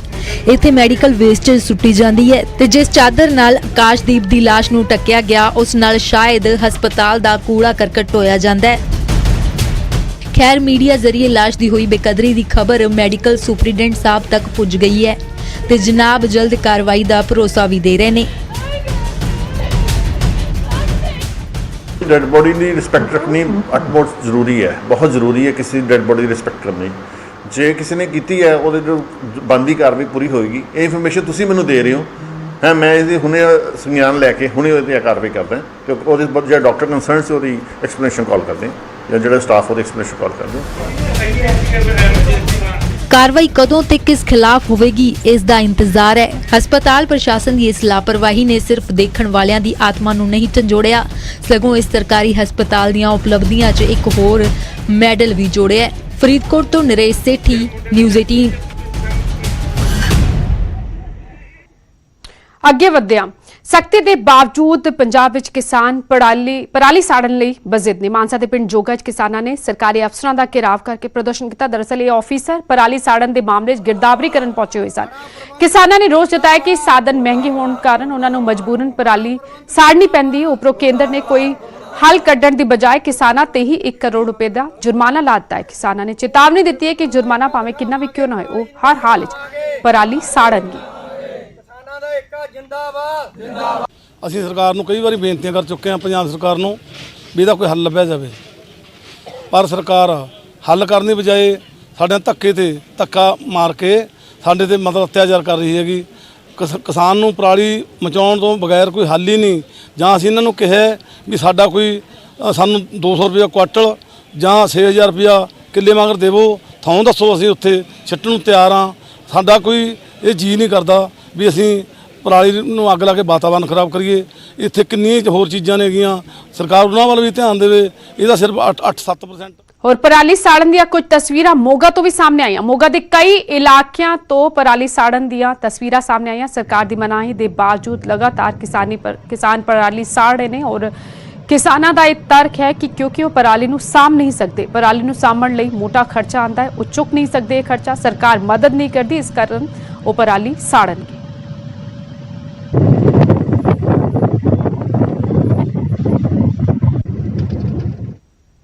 और मोगा ਦੇ ਹੀ ਇੱਕ ਅਜਿਹੇ ਪਿੰਡ ਦੀ ਤਸਵੀਰ ਤੁਹਾਨੂੰ ਦਿਖਾਉਂਦੇ ਹਾਂ ਜਿੱਥੇ ਪਰਾਲੀ ਨਾ ਜਲਾਉਣ ਵਾਲੇ ਨੂੰ 500 ਰੁਪਏ ਪ੍ਰਤੀ ਏਕੜ ਪੰਚਾਇਤ ਵੱਲੋਂ ਦਿੱਤਾ ਜਾ ਰਿਹਾ ਹੈ। ਨਿਹਾਲ ਸਿੰਘ ਵਾਲਾ ਸੂਬੇ ਦਾ ਇੱਕ ਅਜਿਹਾ ਪਿੰਡ ਹੈ ਜਿਹੜਾ ਪ੍ਰਦੂਸ਼ਣ ਮੁਕਤ ਹੈ ਅਤੇ 2 ਵਾਰ ਰਾਸ਼ਟਰਪਤੀ ਇਨਾਮ ਨਾਲ ਸਨਮਾਨਿਤ ਵੀ ਹੋ ਚੁੱਕਿਆ ਹੈ।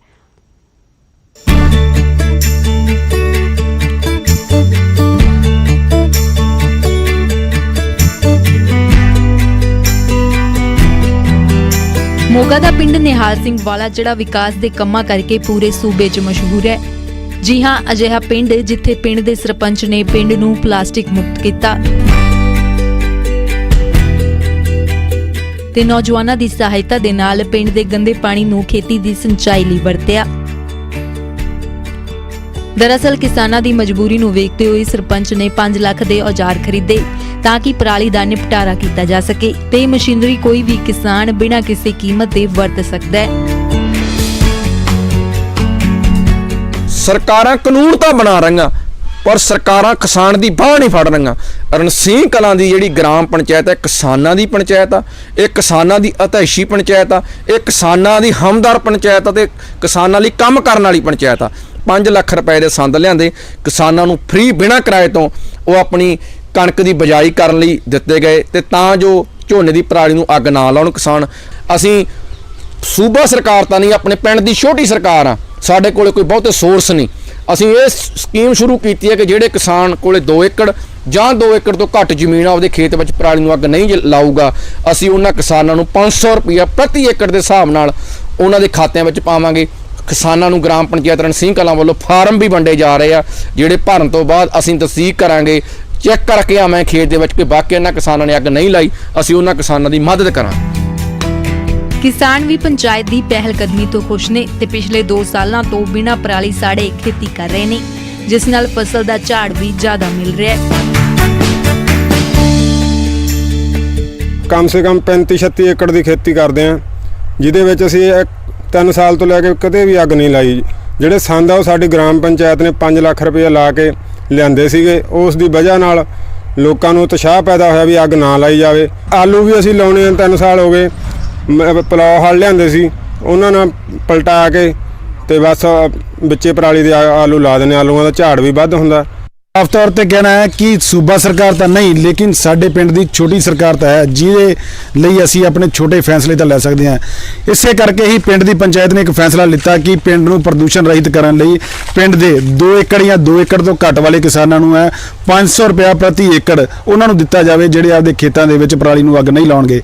ਅਗਰ ਇਸ ਤਰ੍ਹਾਂ ਦੇ ਫੈਸਲੇ ਹੀ ਪੰਚਾਇਤਾਂ ਲੈਣ ਤਾਂ ਕਿਤੇ ਨਾ ਕਿਤੇ ਸਾਡਾ ਪੰਜਾਬ ਹੈ ਪ੍ਰਦੂਸ਼ਣ ਮੁਕਤ ਹੋ ਜਾਏਗਾ। ਲੇਕਿਨ ਨਾਲ ਸਰਪੰਚ ਦਾ ਇਹ ਵੀ ਕਹਿਣਾ ਹੈ ਕਿ ਸਰਕਾਰਾਂ ਵਾਅਦੇ ਤਾਂ ਕਰਦੀਆਂ, ਸਰਕਾਰਾਂ ਜੁਰਮਾਨੇ ਤਾਂ ਲਾਉਂਦੀਆਂ, ਲੇਕਿਨ ਕਿਸਾਨ ਦੀ ਬਾਹ ਨਹੀਂ ਫੜਦੀਆਂ। ਦੀਪਕ ਸਿੰਘਲਾ, ਨਿਊਜ਼ 18 ਮੋਗਾ। ਹੁਣ ਗੱਲ ਮੌਸਮ ਦੇ ਮਿਜ਼ਾਜ ਦੀ। ਪਹਾੜਾਂ 'ਚ ਬਰਫ਼ਬਾਰੀ ਕਾਰਨ ਠੰਡ ਵੱਧ ਚੁੱਕੀ ਹੈ। ਹਿਮਾਚਲ ਪ੍ਰਦੇਸ਼ ਦੇ ਖੂਬਸੂਰਤ ਹਿੱਲ ਸਟੇਸ਼ਨ ਮਨਾਲੀ ਦੇ ਆਸ-ਪਾਸ ਦੇ ਇਲਾਕਿਆਂ 'ਚ ਸੀਜ਼ਨ ਦੀ ਪਹਿਲੀ ਬਰਫ਼ਬਾਰੀ ਹੋ ਰਹੀ ਹੈ, ਜਿਸ ਨਾਲ ਤਾਪਮਾਨ 'ਚ ਗਿਰਾਵਟ ਦਰਜ ਕੀਤੀ ਗਈ। ਸੈਲਾਨੀ ਬਰਫ਼ਬਾਰੀ ਦਾ ਆਨੰਦ ਮਾਣਦੇ ਨਜ਼ਰ ਆਏ। ਮਨਾਲੀ ਨੇੜੇ ਹੀ ਉੱਚੀਆਂ ਪਹਾੜੀਆਂ ਸਣੇ ਲਾਹੌਲ ਸਪੀਤੀ ਵਿੱਚ ਵੀ ਬਰਫ਼ਬਾਰੀ ਹੋ ਰਹੀ ਹੈ। ਬਰਫ਼ਬਾਰੀ ਕਾਰਨ ਸੜਕੀ ਆਵਾਜਾਈ ਪ੍ਰਭਾਵਿਤ ਰਹੀ। ਉਧਰ ਕਿन्नौर ਵਿੱਚ ਵੀ ਸੀਜ਼ਨ ਦੀ ਪਹਿਲੀ ਬਰਫ਼ਬਾਰੀ ਹੋਈ। ਉੱਚੇ ਇਲਾਕਿਆਂ 'ਚ ਬਰਫ਼ ਪਈ ਤਾਂ ਹੇਠਲੇ ਇਲਾਕਿਆਂ 'ਚ ਜ਼ਬਰਦਸਤ ਮੀਂਹ ਪਿਆ, ਜਿਸ ਦੀ ਵਜ੍ਹਾ ਕਾਰਨ ਤਾਪਮਾਨ ਵਿੱਚ ਗਿਰਾਵਟ ਦਰਜ ਕੀਤੀ ਗਈ। ਬਰਫ਼ਬਾਰੀ ਨਾਲ ਕਿन्नौर ਦੇ ਕਿਸਾਨ ਅਤੇ ਬਾਗਬਾਨ ਖੁਸ਼ ਨਜ਼ਰ ਆ ਰਹੇ ਨੇ।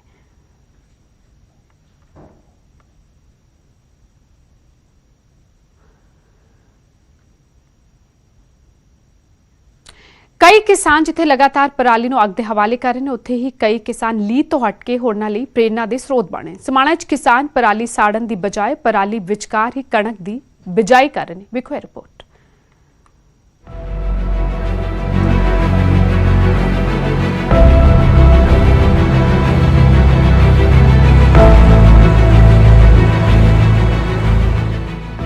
ਪਰਾਲੀ ਨੂੰ ਅੱਗ ਲਾਉਣ ਨਾਲ ਵਾਤਾਵਰਣ ਤਾਂ ਦੂਸ਼ਿਤ ਹੁੰਦਾ ਹੀ ਹੈ, ਜ਼ਮੀਨ ਦੀ ਉਪਜਾਊ ਸ਼ਕਤੀ ਵੀ ਖਤਮ ਹੋ ਜਾਂਦੀ ਹੈ। ਜਿਸ ਦਾ ਅਸਰ ਆਉਣ ਵਾਲੀ ਫਸਲ ਤੇ ਪੈਂਦਾ ਹੈ। ਹੁਣ ਤਾਂ ਸਰਕਾਰੀ ਸਖਤੀ ਵੀ ਹੈ, ਪਰਾਲੀ ਸਾੜਨ ਤੇ ਭਾਰੀ ਜੁਰਮਾਨਾ ਹੁੰਦਾ ਹੈ। ਸਰਕਾਰ ਦੀਆਂ ਕਿਸਾਨਾਂ ਨੂੰ ਜਾਗਰੂਕ ਕਰਨ ਦੀਆਂ ਕੋਸ਼ਿਸ਼ਾਂ ਅਤੇ ਸਮਝ ਦਾ ਹੀ ਅਸਰ ਹੈ ਕਿ ਪੰਜਾਬ 'ਚ ਹੁਣ ਪਰਾਲੀ ਨੂੰ ਅੱਗ ਨਾ ਲਾ ਕੇ ਪਰਾਲੀ ਦੇ ਵਿੱਚ ਹੀ ਕਣਕ ਦੀ ਬਿਜਾਈ ਕੀਤੀ ਜਾ ਰਹੀ ਹੈ, ਤਾਂ ਕਿ ਸਾਡਾ ਵਾਤਾਵਰਣ ਦੂਸ਼ਿਤ ਨਾ ਹੋਵੇ ਤੇ ਜ਼ਮੀਨ ਦੀ ਉਪਜਾਊ ਸ਼ਕਤੀ ਵੀ ਬਣੀ ਰਹੇ। ਦੂਸਰਾ, ਸਰਕਾਰ ਦੇ ਜੁਰਮਾਨੇ ਜਾਂ ਕਾਨੂੰਨੀ ਕਾਰਵਾਈ ਦਾ ਵੀ ਡਰ ਨਹੀਂ। ਪਰਾਲੀ ਵਿੱਚ ਮਿਕਸ ਕਰਕੇ ਲਾਲ ਬੀਜ ਰਹੇ ਕਣਕ ਬਹੁਤ ਵਧੀਆ ਉਹਦਾ ਸਾਡੇ ਉਹਦਾ ਇਹ ਫਾਇਦਾ ਵੀ ਜ਼ਮੀਨ ਦੀ ਜਿਹੜੀ ਉਪਜਾਊ ਸ਼ਕਤੀ ਵੱਧ ਜਾਂਦੀ ਹੈ ਤੇ ਇੱਕ ਜਿਹੜੇ ਜ਼ਰੂਰੀ ਤੱਤ ਉਹਨਾਂ ਸਾਡੇ ਵੀ ਹੈ ਨਹੀਂਗੇ, ਫਸਲ ਠੀਕ ਹੁੰਦੀ ਹੈ, ਅਗਲੇ ਸਾਲ ਦੇ ਵਿੱਚ ਜ਼ਿਆਦਾ ਉਪਜਾਊ ਧਰਤੀ ਹੋ ਜਾਂਦੀ ਹੈ, ਬਹੁਤ ਵਧੀਆ ਰਹਿੰਦਾ। ਜ਼ਿਮੀਂਦਾਰ ਨੂੰ ਚਾਹੀਦਾ ਵੀ ਵਿੱਚ ਪਰਾਲੀ ਵਾਹ ਕੇ ਫਸਲ ਬੀਜੇ ਨਵੀਂ। ਵੇਖੋ ਜੀ, ਇਹ ਤਾਂ ਹੁਣ ਕਰਨਾ ਹੀ ਪਏਗਾ, ਜਦੋਂ ਸਰਕਾਰ ਨੇ ਸਾਰਾ ਕੁਝ ਕੀਤਾ, ਅੱਗ ਬੰਦ ਕੀਤੀ ਹੋਈ ਤੇ ਫਿਰ ਪਰਾਲੀ 'ਚ ਹੀ ਬੀਜਣ ਡਏ ਵਧੀਆ ਰਿਜ਼ਲਟ ਹੈ।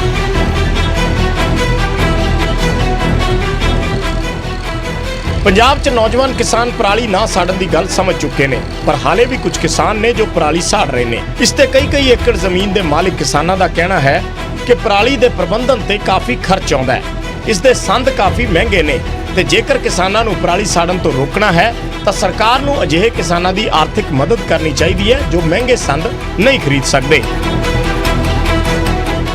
ਇਹਦਾ ਨਾਮ ਸੁਪਰ ਸੀਡਰ ਹੈ ਜੀ, ਤੇ ਪਰਾਲੀ ਦਾ ਵਧੀਆ ਸੋਹਣੇ ਤਰੀਕੇ ਨਾਲ ਇਹਦਾ ਹੱਲ ਹੈਗਾ ਪਰਾਲੀ ਦਾ, ਪਰ ਕਣਕ ਦੀ ਬਿਜਾਈ ਤਾਂ ਹੋ ਜਾਏਗੀ ਤੇ ਮਟਰ ਜਾਂ ਉਹਨਾਂ ਦੀ ਬਿਜਾਈ ਨਹੀਂ ਹੋ ਸਕਦੀ ਇਹਦੇ ਨਾਲ, ਉਹਦੇ 'ਚ ਸਬਜ਼ੀ 'ਚ ਦਿੱਕਤ ਆਏਗੀ। ਬਾਕੀ ਕਣਕ ਲਈ ਵਧੀਆ ਬੈਸਟ ਆ। ਨਹੀਂ ਜੀ, ਬਿਲਕੁਲ ਆ ਦੇਖੋ ਤੁਹਾਡੇ ਸਾਹਮਣੇ ਹੀ ਹੈ ਪਿੱਛੇ, ਅਸੀਂ ਤਾਂ ਸੁਪਰ ਸੀਡਰ ਨਾਲ ਹੀ ਬਿਜਾਈ ਕਰ ਰਹੇ ਆ, ਅੱਗ ਬਿਲਕੁਲ ਵੀ ਨਹੀਂ ਲਾ ਰਹੇ ਜੀ, ਕਿਉਂਕਿ ਇਹਦਾ ਵੇਖੋ ਕਿਸਾਨਾਂ ਨੂੰ ਹੀ ਫਾਇਦਾ ਜੀ। ਅੱਗ ਘੱਟ ਲਾਵਾਂਗੇ ਤਾਂ ਇਹਦੇ ਨਾਲ ਇੱਕ ਤਾਂ ਜਿਹੜੇ ਆਪਣੇ ਜੀਵ ਜੰਤੂ ਹੁੰਦੇ ਨੇ ਇਹਦੇ ਵਿੱਚ ਜ਼ਰੂਰੀ ਜਿਹੜੇ ਫਸਲ ਨੂੰ ਚਾਹੀਦੇ ਨੇ, ਉਹ ਅੱਗ ਲਾਉਣ ਨਾਲ ਉਹ ਵੀ ਮਰ ਜਾਂਦੇ ਨੇ। ਦੇਖੋ ਗੱਲ ਇਹ ਆ ਵੀ ਜੇ ਸਰਕਾਰਾਂ ਕਿਸਾਨਾਂ ਦਾ ਸਾਥ ਦੇਣ ਤਾਂ ਇਹ ਅੱਗ ਬੰਦ ਹੋ ਸਕਦੀ ਏ।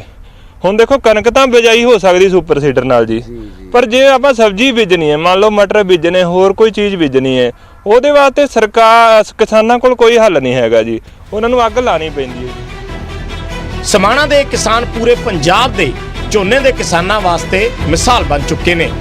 ਅਜਿਹੀ ਪਹਿਲ ਬਾਕੀ ਕਿਸਾਨਾਂ ਨੂੰ ਵੀ ਕਰਨੀ ਚਾਹੀਦੀ ਹੈ।